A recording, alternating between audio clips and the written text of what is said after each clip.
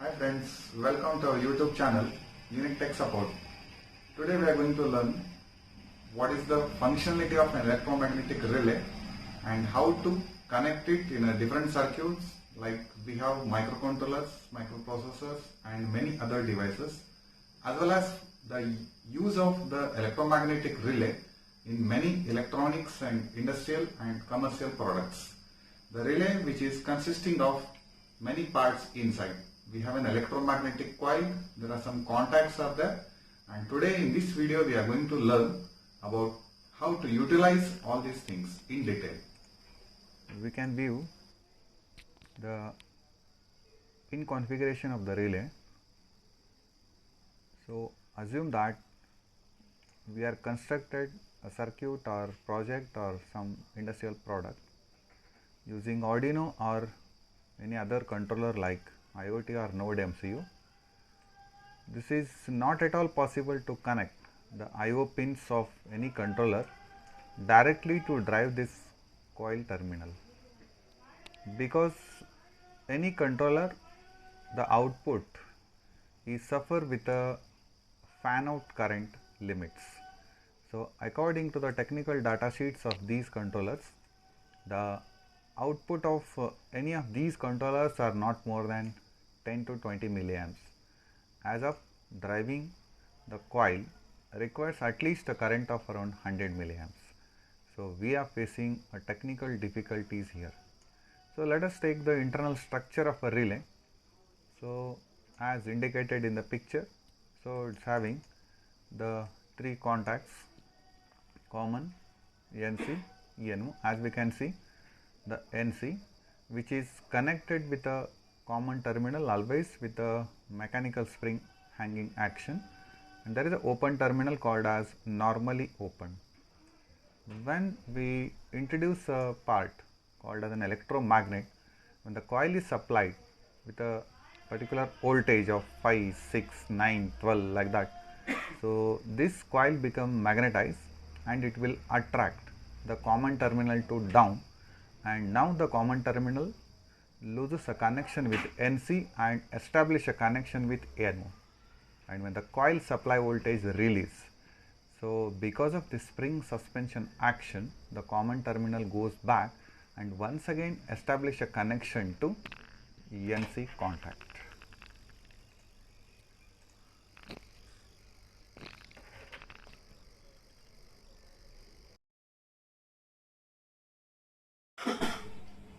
Let us take at the look of different kinds of relays what we have generally. This is called as the single contact relay, which is having 5 terminals. Among 5 terminals there are 2 coils terminal. One is a common, one is NC and one is NO. As we can see, this is how exactly it looks like internally. Let us take the internal structure of this relay. It's having a coil, and this part is a movable contact, so that on providing a magnetic force by applying the voltage across these 2 points, the coil become magnetized and it try to attract this common contact to move down. So this is a movable terminal which is hanged with a spring action and can move either up and down, depends on whether the coil is energized or de-energized. Similar to this, we have still more different types of relays. The internal structure is same, coil, but as we can see, there are still more terminals.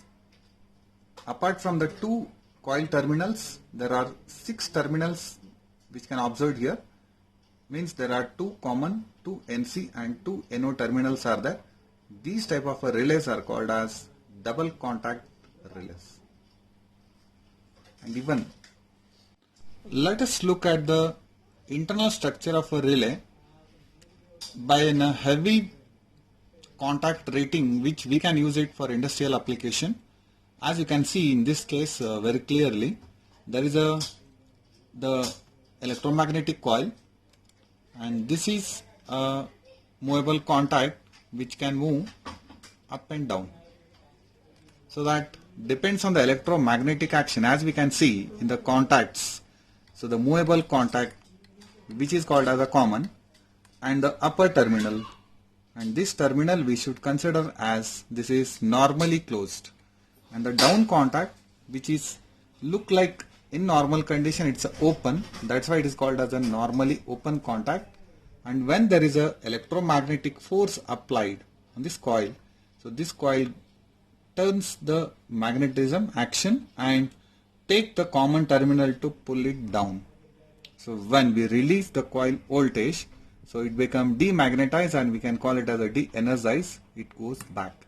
As we can see, these things we can connect externally through these contacts.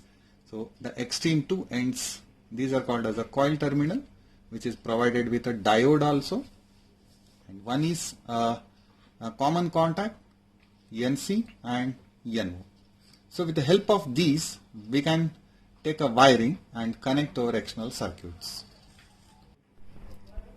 Similar to the first one, the single contact relay, and these types are called as PCB mounting relays.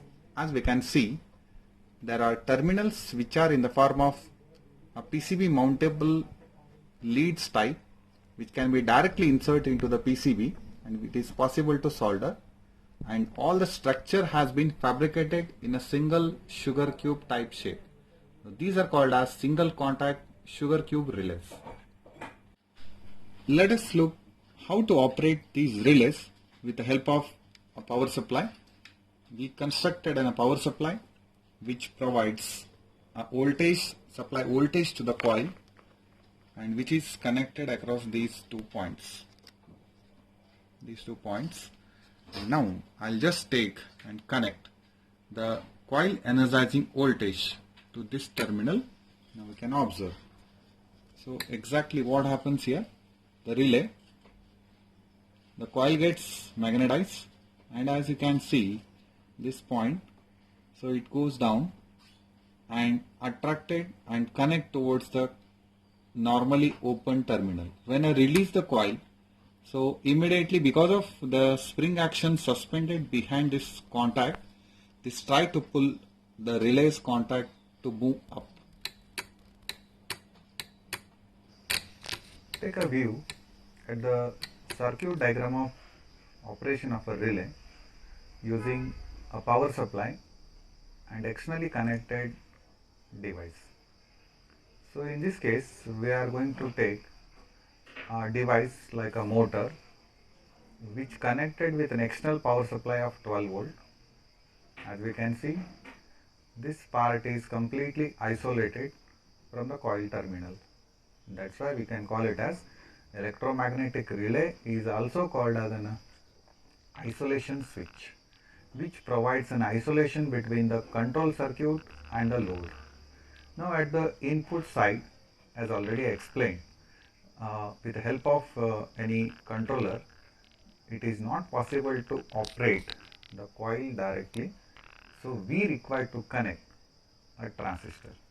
So the role of transistor here it is, which provides a sufficient current to drive the coil, means it acts as a small signal amplifier. So the output of the collector is connected across the coil terminal, and as we can see, this is depends on the what type of relay coil operating. We can connect a 5, 6, 9, 12 like that, and along with that across the coil we are connected one LED followed by a resistor, and there is one more very important component we connected, that's called as a freewheeling diode.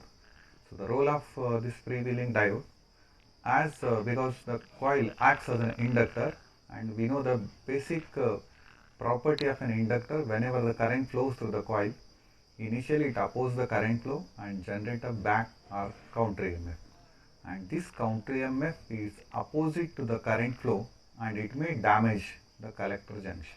That's why the diode, which is connected in reverse bias condition, which provides an easy flow path for the freewheeling or the back EMF voltage and saturate and prevent the damage of the collector junction.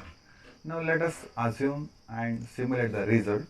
So now the power is connected across the terminal of the supply, and now because the common terminal is on NC, but the load is connected across the NO and common terminal followed by a 12 volt supply. Now I am going to connect the switch. Now this switch acts as the logical high output of any controller or processor or any operating programmable device. Now if I press the switch, so the logical high pulse will reach to the transistor base and the transistor saturate, which is indicated by an LED as well as the coil magnetize, and because of that the common terminal now shift towards the NO, and now because this is a closed circuit, so your device goes operate.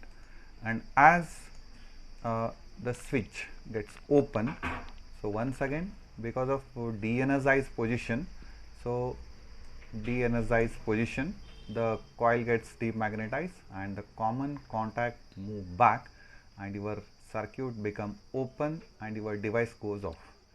So in our project or industrial products, like we may connect a lamp, a DC motor or any electrical appliance which required something a different voltage which is apart from the voltage source of any microcontroller. Assume that if your microcontroller works on 5 volt and the connected device what you connected, that's 12 volt or 230 AC, we must use a relay. This is the importance of a relay in any of the circuit.